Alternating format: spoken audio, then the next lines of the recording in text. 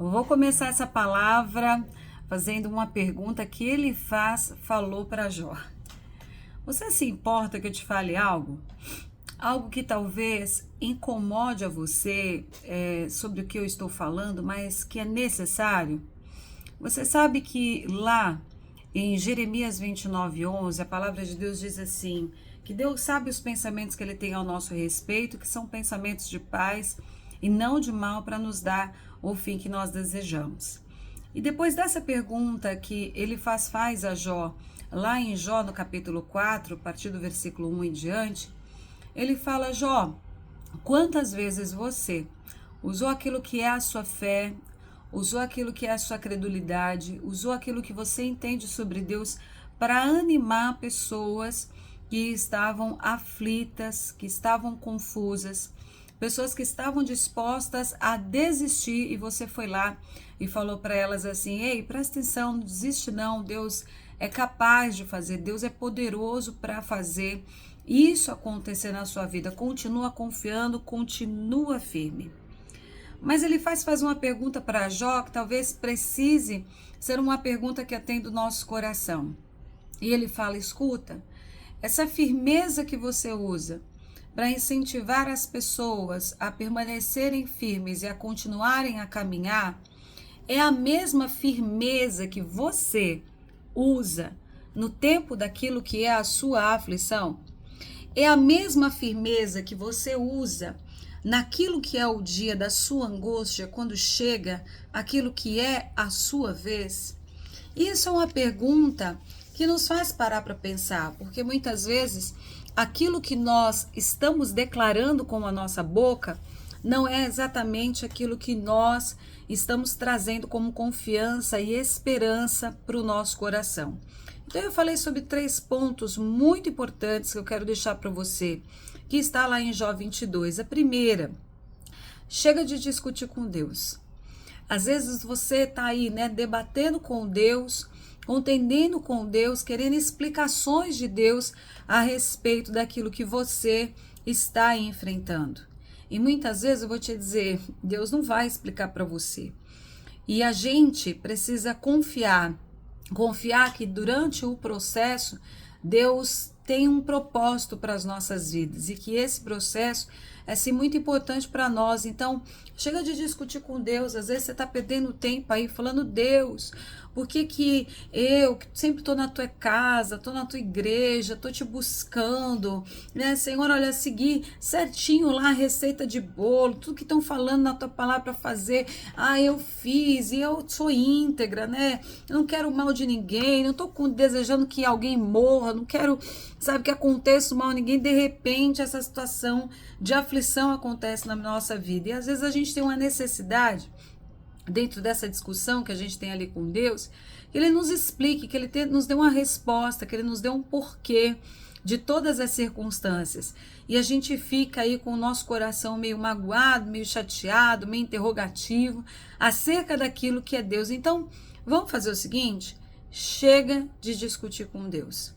Chega de querer explicações e respostas para coisas que hoje na sua vida, pelo quebra-cabeça ainda não está ali completamente montado, elas não terem resposta, tá certo? E você poder ali confiar durante o processo naquilo que é exatamente o caráter de Deus.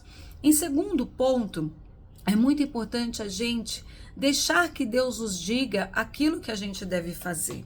Você veja que quantas vezes na Bíblia a gente lê coisas e a gente justifica para nós mesmos o porquê nós ainda não estamos praticando elas. A gente traz lembranças, traz emoções, traz acontecimentos, coloca isso diante de Deus e fala: Deus, então, o Senhor sabe, que essa parte ainda não dá para fazer. O Senhor sabe, o Senhor me conhece, o Senhor entende meu coração, o Senhor sabe que ainda não. Deixa eu te falar uma coisa. Pare de querer que Deus entenda aquilo que você quer que Ele faça. E comece a entender aquilo que Deus quer que você faça. Às vezes a gente quer convencer Deus daquilo que nós queremos, ao invés de nós nos convencermos daquilo que Ele quer da nossa vida. Então, vamos entender o seguinte: pare de querer convencer Deus daquilo que você quer. e se convença daquilo que Deus quer que você faça. Exatamente, contra a Bíblia não existe argumento, menina. Então, sabe o que você precisa? Guardar a palavra de Deus no seu coração.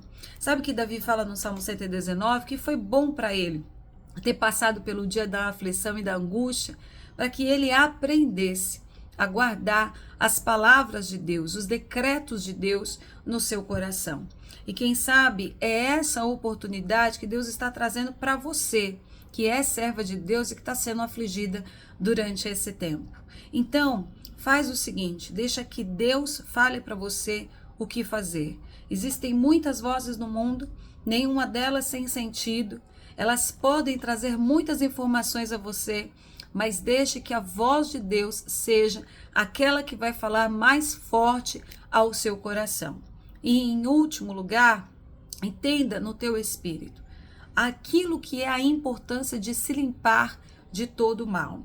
Bênção tem nome, a gente sabe que aquilo que são os nomes dos milagres que a gente precisa, das portas que precisam se abrir, mas eu quero te dizer uma coisa, pecado também tem nome. E quando a gente chama a consciência o mal que muitas vezes nós estamos deixando alimentar no nosso coração, é aí então que nós tiramos toda a legalidade que o diabo tem nas nossas vidas. Então preste atenção, limpe a tua casa, limpe aquilo que é o teu coração, identifique dentro de você o que há que é um caminho mau. Às vezes a tua dúvida se torna um caminho mau, porque Deus diz algo ao teu respeito como promessa, né? E a promessa é a voz de Deus, o pensamento de Deus ao teu respeito. Então a promessa para Deus é algo que já está feito, porque ele já está no nosso futuro. Mas muitas vezes o nosso coração duvida. E essa dúvida, esse mal, mina aquilo que são as nossas forças para nós chegarmos na concretização daquilo que é a nossa promessa materialmente falando. Então você precisa aprender a limpar o teu coração de todo mal. Existem coisas que nós sentimos que nós acabamos, por não limparmos o nosso coração, acabamos sendo dominados por ela aí. Presta atenção. Limpe o teu coração do mal. Coloque a tua vida diante do Senhor, porque quando você aprende a temer a Deus no teu coração, Ele mesmo se encarrega de reconstruir a sua vida. Então, o meu desejo para você é aquilo que o Senhor fala aqui em Jó, no capítulo 22. O meu desejo é que você tenha prazer em Deus, o Deus Todo-Poderoso, e que você olhe para o Senhor com alegria e não mais com medo. Que você olhe para Deus com a certeza que Ele garantirá o teu futuro e a tua esperança no Senhor não vai ser envergonhada, como está em Provérbios 23, 18. O meu desejo a você é que quando você ore ao Senhor, Ele te ouça e que os planos, os teus planos, eles sejam concretizados. Sabe por quê? Porque o teu coração e o coração de Deus vão caminhar em concordância e a tua oração vai estar carregada daquilo que é a vontade de Deus para a tua vida e Ele vai te responder. Sabe qual é o meu desejo para você?